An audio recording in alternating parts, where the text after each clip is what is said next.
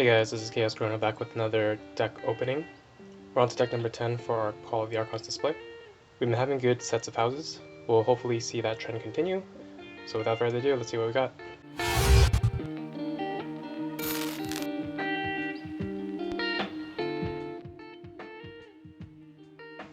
Today's deck is the Swordsman that travels for size. It's a Brobnar Sanctum in this deck. Let's get this open and see what we got.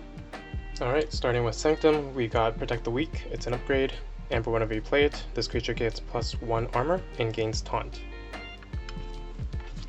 Staunch Knight, 4 power 2 armor creature. Staunch Knight gets +2 power while on a flank. 2 of him. Doom of the Martyr, 3 power creature with Destroyed. Fully heal each other friendly creature and draw 2 cards. Commander Ramiel, 3 power creature with Reap. Use a friendly non-Sanctum creature. Champion FL, 6 power creature with 1 armor and Taunt. Bulwark, 4 power 2 armor creature. Each of Bulwark's neighbors gets +2 armor. Whispering Reliquary, it's an artifact with action, return an artifact to its owner's hand.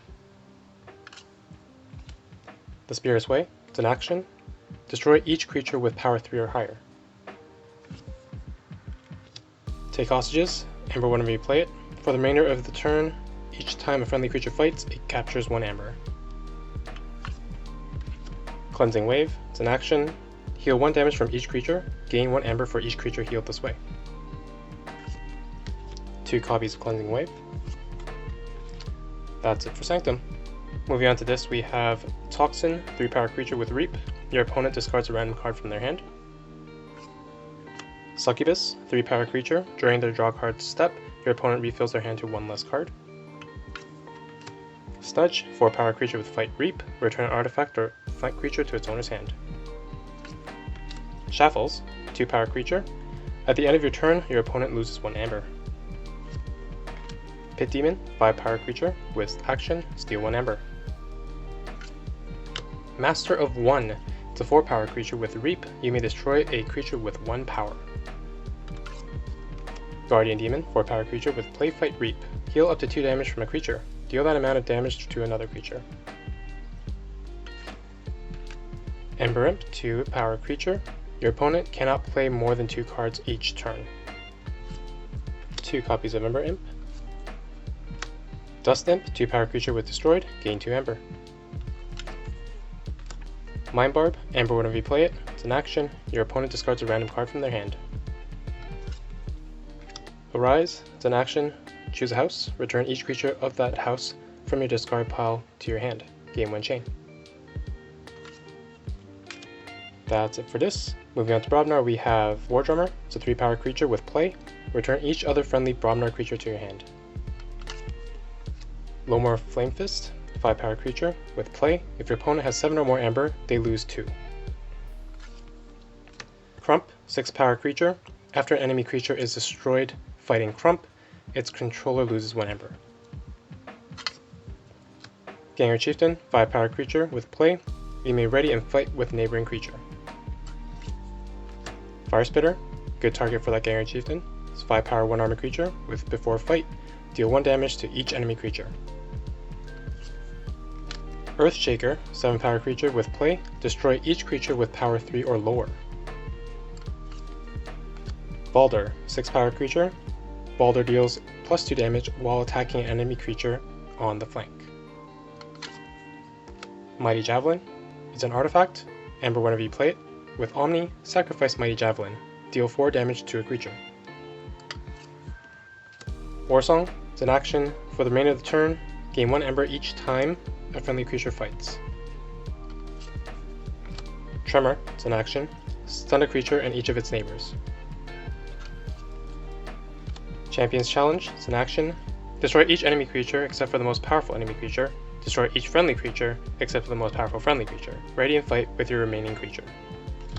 And finally, Brothers in Battle. Amber whenever you play it. It's an action. Choose a house. For the remainder of the turn, each friendly creature of that house may fight. That is the last card of the deck. Let's get this sorted out and see what we got. Alright, starting with Amber Generation, we're looking at only 5 pips of Amber, with 2 copies of Cleansing Wave, the Dust Imp, Pit Demon, and Warsong. So on a conservative count, that's going to only be around 11, but the burst potential for Cleansing Wave is pretty good, given that we have both Brobnar and Sanctum, 2 of the bigger houses in this set. We'll do a creature count at the end just to see how many creatures we might be able to hit that effect on. But yeah, at the baseline, it's going to be about 11 or more.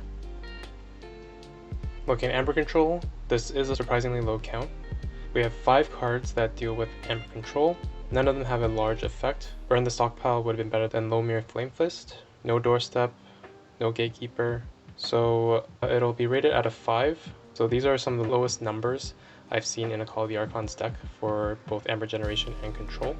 Looking at Artifact Control, we have the Whispering Reliquary and Snudge, half a point each, giving me a total of 1. We have plenty of board control, but most of it is board based. We have 3 wipes. We have Spirit's Way hitting 3 power or higher. We have Earthshaker hitting 3 power or lower. And we have Champion's Challenge that wipes the board on both sides except for 1. Spirit's Way is potentially more harmful than helpful. In terms of direct removal, it's a much lower count, as we're looking at 4 cards that do that. The rest require them to be on the board, so that's more supportive. There's 15 cards that deal with creature control in any way, shape, or form, whether it's a creature to fight with or a card with an effect. So with that in mind, I will rate the creature control at about a 9. For speed, only Doom of the Martyr truly helps us draw. The rest are more efficiency based, and many of the cards shown here are more destructive. So supporting speed, we have Commander Remiel, Arise, War Drummer, and Brothers in Battle. The rest of the discards are all disruption based, which is pretty nice from the Call of the Archons set. Overall speed I'll rate at about a 2. Alright, looking at the combos of this deck, we can see that it's got a huge board. There's 23 creatures in total in this deck. Cleansing Wave has plenty of opportunity to hit creatures that will have damage on them. However, there isn't really a way to damage your own side. It'd be nice if the opponent hit you with a Fire Spitter though.